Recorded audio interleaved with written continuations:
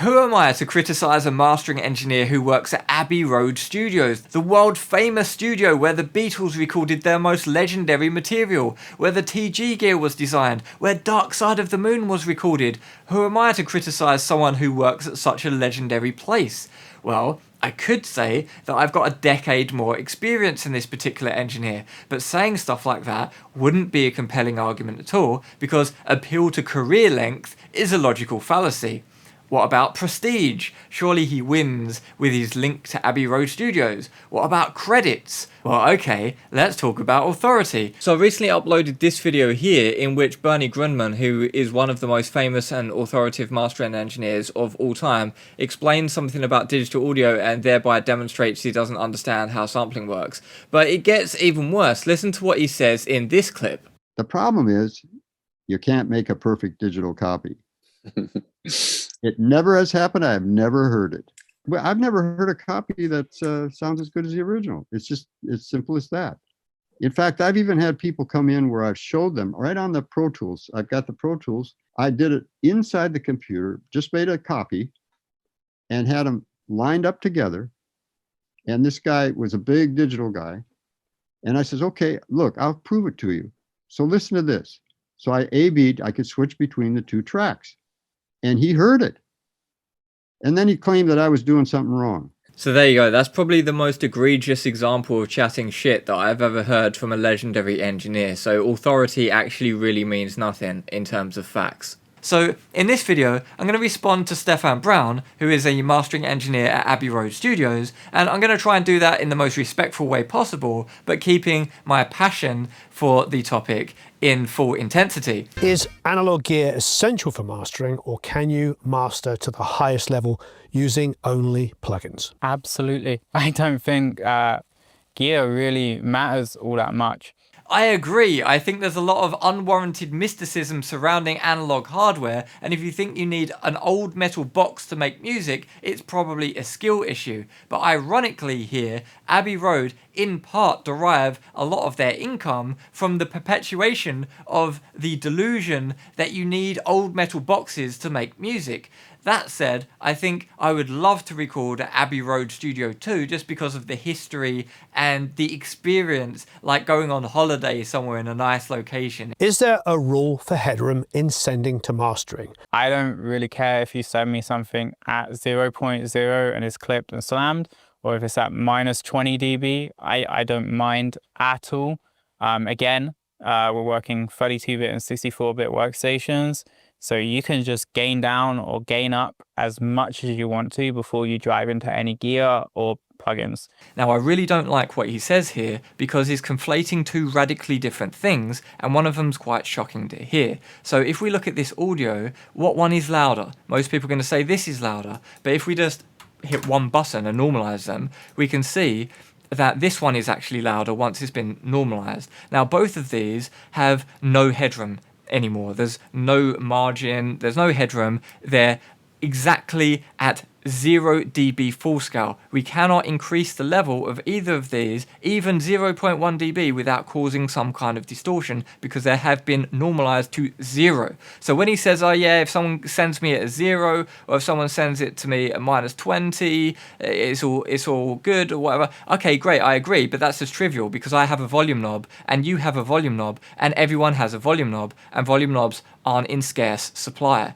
because you can just, whether you send it there or there, whatever. If you send it to me like that, I just go like that, boom, it's the same. Like, to me, it's absolutely irrelevant and it's not worth talking about because it's so trivial. But what is not trivial and what is extremely important is the fact that this is not limited and this is limited. This here has been run through a limiter. It has pumping artifacts, it has compression artifacts, and if it was clipped as well, like he said, oh, it's all good, send it to me with all kinds of clipping on or whatever, it's all good. If it's clipped, well, what does that mean? It means you've essentially run it through a distortion unit. It means it now has harmonic distortion added to it that it didn't previously have. Are you going to give someone wet clay that you want to maybe tweak and mold a bit slightly, give a final touch to, you're going to give them wet clay, or are you going to then take that clay, put it in the oven, kiln dry it so it's hard as a rock, and then give it to someone and say, oh, can you just maybe sculpt it, mold it? But no, of course it is rock hard. You can't do anything to it anymore because you've baked it. You've baked it hard. And the same thing, if you run it through a limiter, you've got clipping on it, you've baked all of that harmonic distortion and pumping artifacts into the mix. So after just making that screen rant, I wanted to make sure that I wasn't in fact just taking him out of context and being uncharitable to the guy. But then the interviewer asked the question again, what do you do in the case of loud clip mixes when mastering? And he doubles down on it here. So we can just look at that again to see that I don't think I'm taking him out of context. He's actually really saying this. I assume you often get very loud or clipped mixes to master. What do you do in that case? For me, it's really simple. We work in 32 and 64-bit DAWs now. So we have essentially infinite resolution. So when it comes to me getting really clipped loud mixes, I just turn it down and then do whatever I want to do. So I really don't think I'm being uncharitable here. I'm trying not to be, at least, because it really does sound like is what he's saying. If he gets a mix which is super clipped, all he does is he just turns it down and carries on. What? Like, come on, man. Like, there's a big difference between Headroom and it being clipped and having all kinds of nasty distortion all over the mix.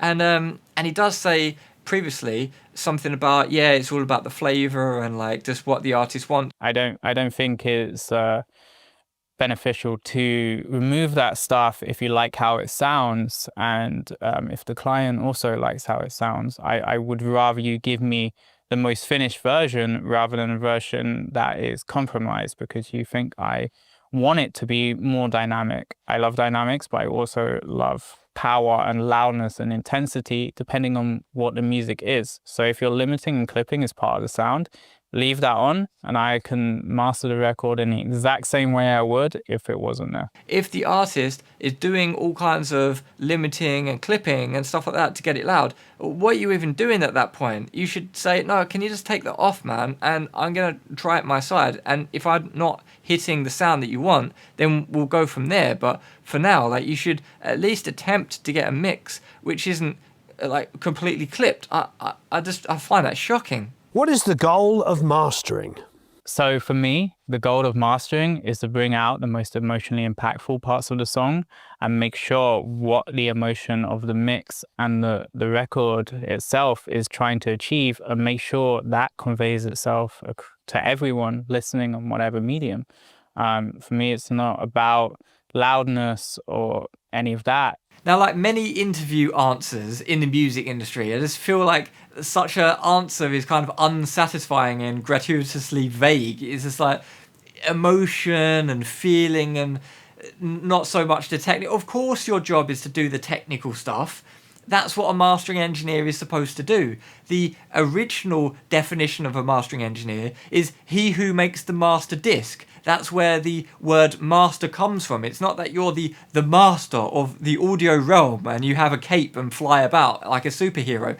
No, you make the master disc, so your job historically was exclusively technical, and it had nothing to do with emotion and vagaries such as that previously. That you're the last point of call before this thing gets released.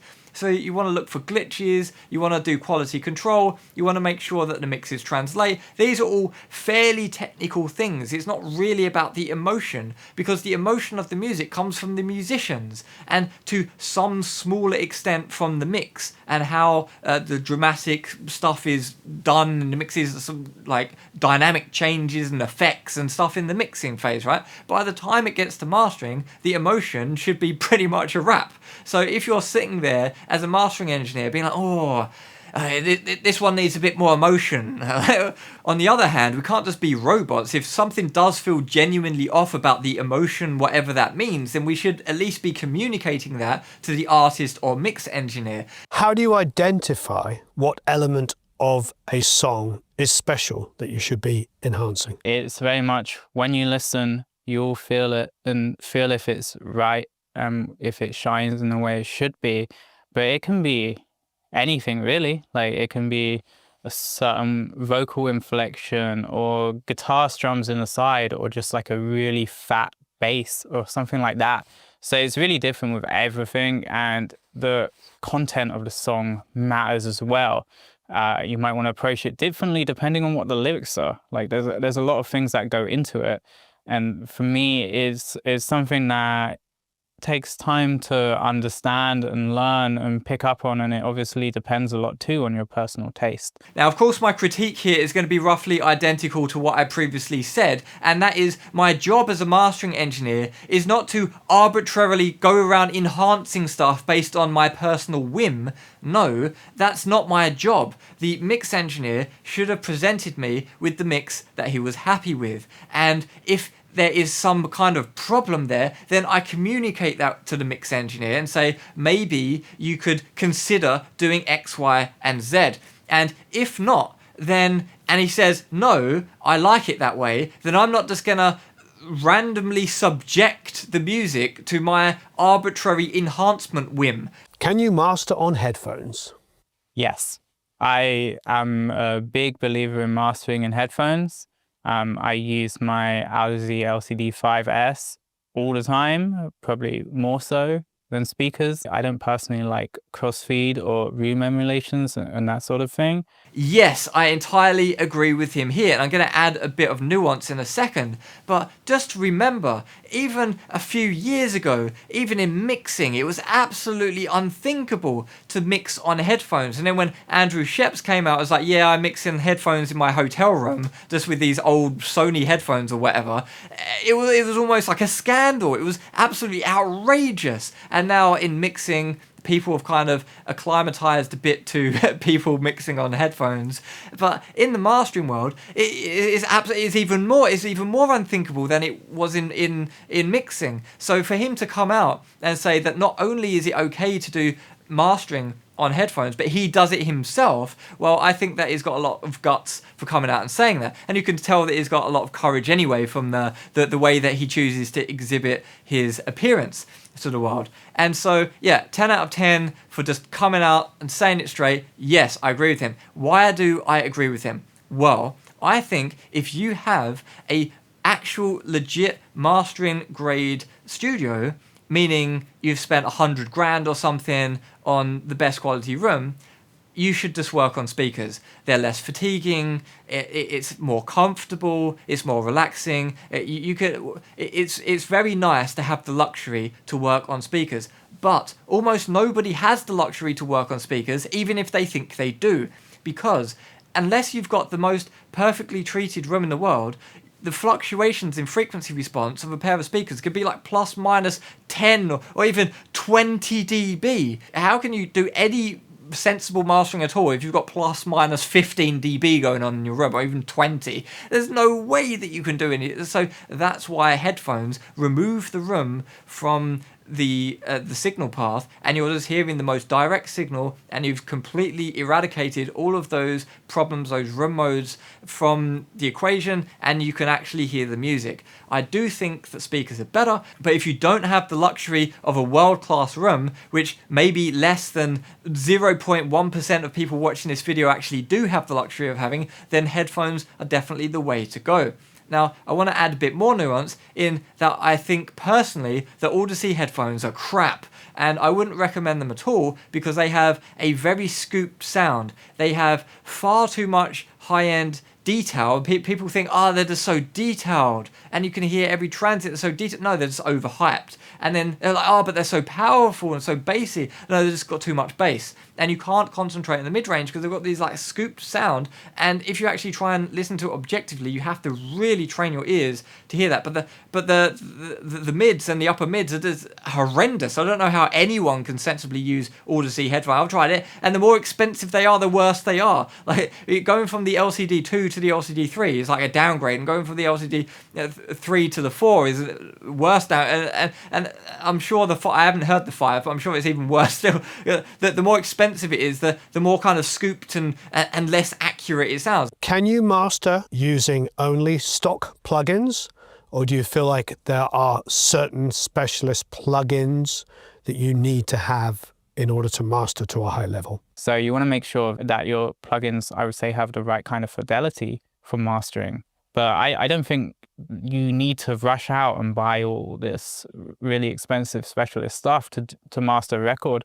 And you also have to remember what mastering actually implies, because mastering, what people may consider to be a part of mastering, such as like EQ, compression, limiting, that sort of stuff, they're not what mastering is. They're just tools that can help us master a record.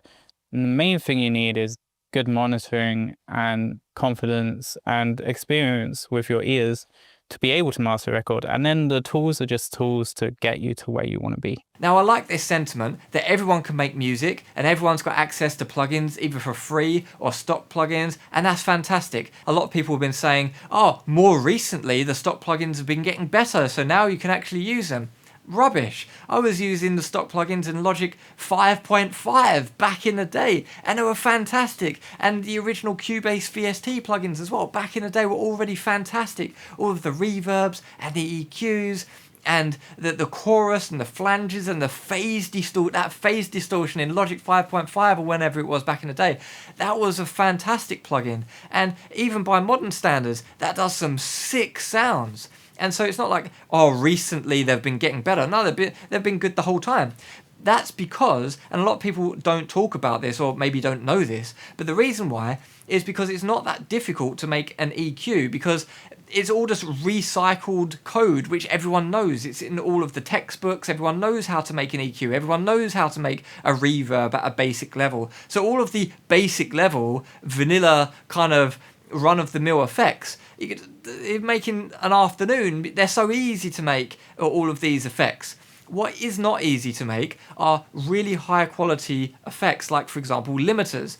And I feel that this is in part why limiters get a bad name. People say, oh, I just smash stuff into a clipper because limiters, they don't sound good. Like, the reason why limiters don't sound good is because most of them don't sound good. You really need to find a decent sounding limiter. For example, one of my favorite limiters is Voxengo Elephant. I have no idea what this crazy genius dude has done, but I can't replicate it. I'm really annoyed about that because I want to steal that sound. I want to do what Voxengo Elephant does, and I've been trying for bloody months, and I can't do it. It's very difficult, and as a plugin developer, I'm sitting there literally in some cases pulling my hair out because it's so difficult to do a limiter right. So that's why most of the limiters out there are absolutely crap. So if you've got a stock plugin and it's a limiter and I don't like limiters, it's not that you don't like limiters, it's just that one wasn't good, because most of them are not good, because the really high quality intelligent limiter code isn't just freely available. It's proprietary and locked away in the most protected GitHub safe somewhere. No one wants that code leaking because this stuff is incredibly valuable because it's very high quality stuff, and to access that sometimes you need to buy a paid plugin. And just like, for example, you can get a compressor stock plugin anywhere. But if you want the specific algorithms, which I have developed with my own blood, sweat and tears, like the Black-Scholes compressor algorithm or the quantum compressor algorithm that I put in Curvature, well, you're not getting that in a stock plugin anywhere. So with limiters, with really exotic compression algorithms, and some certain exotic things that you might need as a skilled professional mastering engineer, you are not getting that with stock plugins. You are not getting that with free open source plugins. Do you automate levels in your master? For example, bringing down verses before a chorus? Yeah, I do this all the time, and it can be really subtle. Sometimes I might just raise the chorus 0.1 dB or something, just to give it a little more impact. Other times I can be really brutal, bringing down transition sections like -5 dB, and then bringing up choruses 2 dB, and just really making it kind of a puzzle. But it's all in the goal of making sure that every section shines in its own way and then gives the right amount of impact to the next section. Yes, I agree with him here. I use automation as well, and I think it's a very powerful tool. However, it sounds that he's using it on everything. Everything he gets is automating it. I do it a lot less than that, maybe one every 30 tracks or 20 tracks. I don't know, I haven't counted, but I do it much more rarely than what he seems to be doing. and he says he's automating sometimes 0.1 dB. I think it's a bit not really enough for anyone to really care about.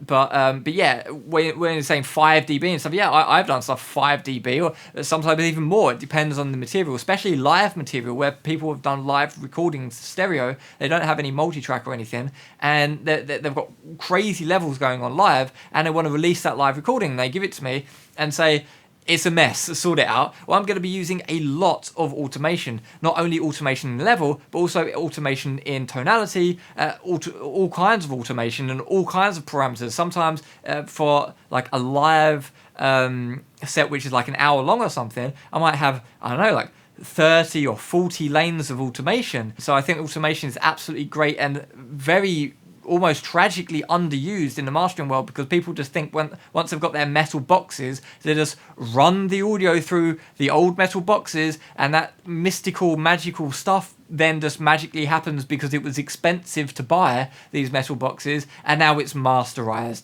When mastering, how do you know when to add color to the mix or just to use transparent gear or plugins? So that comes mainly with experience and understanding the music you're working on, the client you're working with. You might work with people who expect you to do a lot to get them to where they want to be. And then you'll work with other people who you're kind of just like the final sign-off.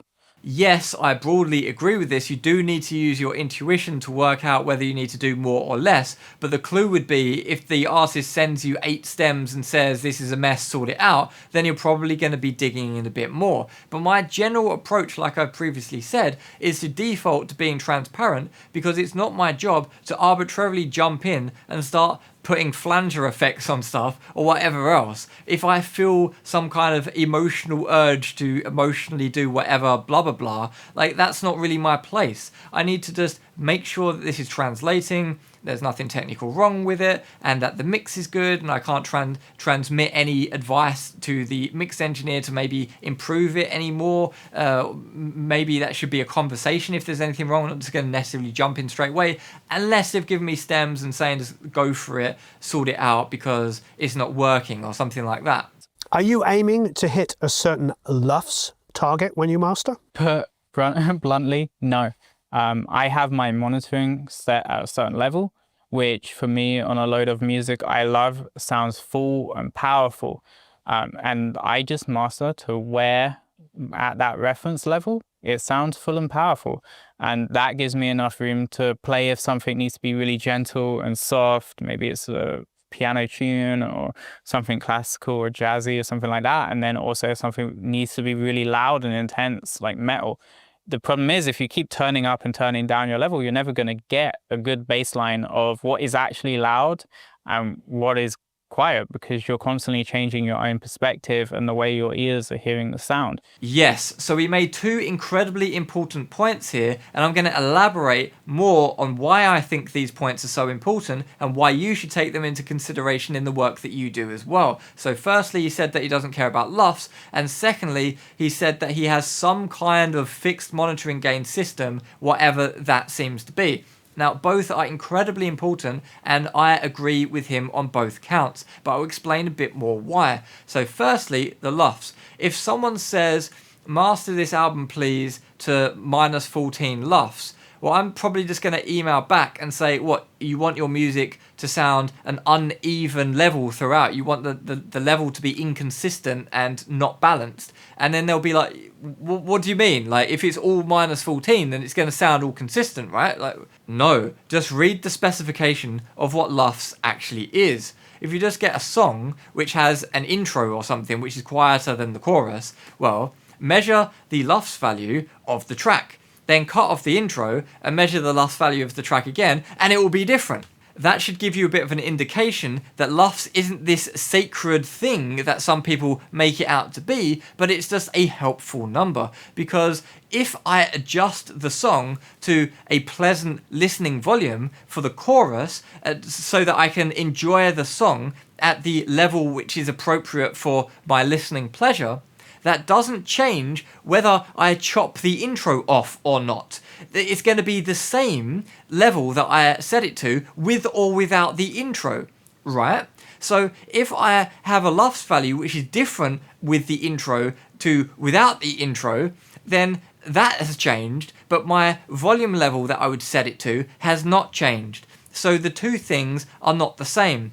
The level that I want to listen to something at, my perception of the loudness, is not the same thing as the LUFS level.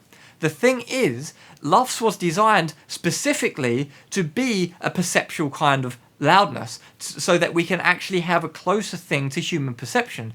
But just because it was designed to get us closer to human perception, it doesn't mean that it actually is human perception. It's closer than RMS because it's not so fooled by bass, but it's not exactly the same thing as our perception. So having LUFS as some kind of infallible number that we objectively need to abide by is always a mistake. Now, the second point about working from a fixed reference level is incredibly important, and I've been shouting from the rooftops about this point since the whole time I've been making content on audio. It's incredibly important to monitor at a fixed level, because the second you start turning it up and turning it down, you're just messing with the perception of the tonality and the Fletcher-Munson curves and all this kind. I go into it in detail in my courses. It's beyond the scope of this video to get into the full details, but essentially you're just messing with your perception of all of the tonality of the music every time you adjust the monitor gain. And so that's why audio interfaces that have potentiometers on the headphone output are absolutely stupid, and audio interfaces that have potentiometers on both the main monitor output and the headphone output, it's like crazy. How can you manufacture in this day and age a supposedly professional level interface and have potentiometers on everything? It's absolutely crazy. This is junk technology, so that's why I recommended the whole time for people to use stuff like the TC Electronics BMC2 monitor controller, which you can only get secondhand now, because you actually have a recallable reference level on it, and you just send SPDIF out of your supposedly high quality professional level audio interface that has potentiometers and everything, and just run it into the BMC2 and get your reference level there, because the audio interface that's supposedly professional level can't do it. But that's why I really agree with him with the reference level stuff. Absolutely important, and so many people don't do it, so many people get it wrong, and that's one of the reasons why people are struggling with their mixes. They can't get their mixes right because they're constantly sitting there tweaking the level of it, and they're constantly chasing their tails and not completing their mixes, and it's just not sounding right. It just sounds different all the time. They're just lost. Yes, because you're not using a sensible constant reference level. That is exactly why, and I couldn't agree with him there more. So there's a lot of talk about gain matching your plugins before and after employing them. What is your feeling about that? I think it's important when you're maybe assessing plugins or learning what certain things sound like. So whilst you're still learning what compression and that sounds like, then it's important that you're not hearing it at a different level so you can really gauge what it's actually doing. When I work personally, I don't really gain match stuff because I know what it's doing and I can hear what it's doing. I'm not worried about gain matching, and I don't particularly gain match stuff at all. So my agreement with this point is at best lukewarm, and it's kind of saying, well, if you don't know a plugin or you're a complete noob, then maybe do that, but once you've got a bit of experience like me, well, I don't need to do that because I just know what it does. Well, I kind of disagree there, because I've got more experience than him, maybe even more than 10 years more experience than him, and I still do matched ABs. If I'm going to compress something, that's a very big candidate to do an AB, and 9 times out of 10, I'll reach for a compressor and be like, I don't really know if it needs this. I'm gonna go for it and see if this compressor is adding something. And intuitively, you kind of dial it and you think, yeah, that's really adding something. I think that's probably quite good. But I don't leave it there. I always say, no, I'm now going to gain match it and see if it really is good, or if I'm just getting thrown off the scent because it's a bit loud, or maybe, I don't know, I didn't gain match it, or maybe I spent too much time dialing this in. And then you gain match it, and you AB it, and you're like, nah, this isn't really working. It sounds better without it, or at least it is unnecessary, so I can just remove it.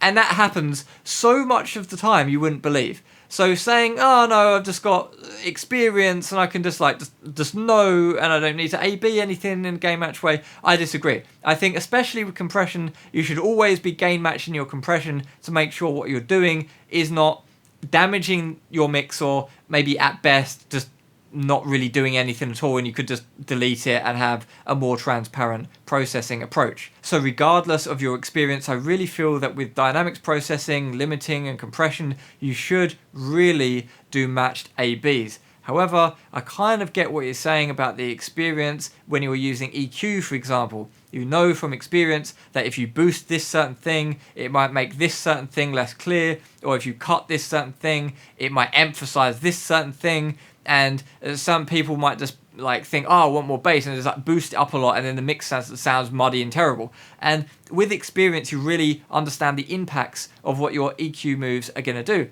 But even then, I will still gain match AB with big EQ moves often, just to make sure, as a kind of sanity check thing, to make sure I haven't diverged too much and that what I'm doing is actually helping the mix or is actually necessary in the first place. And I talk a lot, of course, in my mastering course, I talk at extreme length about negative EQ and Fletcher-Munson curves and perceptual stuff, and because even the people who have studied stuff like the McGurk effect for many, many, many years, decades, they can still get fooled by the McGurk effect. And so illusions can still fool the people who even invented them or know about them intimately. So we can't just say, because of my experience, I'm immune to human perception biases and stuff. No, of course not. We always need to be as careful as possible and not just kind of based all off of gut, instinct, emotion, personal feeling stuff. And that was the last question in the interview. So I'll leave it there, and I hope you got something out of this response video. And I do respect Stefan Brown for stepping up and doing an interview. There's many engineers who don't even do interviews because they're scared of what people might think. He just stepped up and said, yep, headphones, you can master on headphones, and he even uses headphones for mastering. He says some pretty cool stuff in this interview, and I agreed with some really, really strong points, and I emphasized how important some of the points were that he said. So I'm not chucking this guy under the bus. I think he said some legit things, but there were some things which made my eyebrows raise slightly. So I thought it would be interesting to make this response video. So hopefully I did that in a respectful way. Don't confuse my passion for disrespect. I do respect the guy for coming up here on YouTube, and I respect anyone for coming on YouTube and sharing their wisdom and doing these kinds of interviews.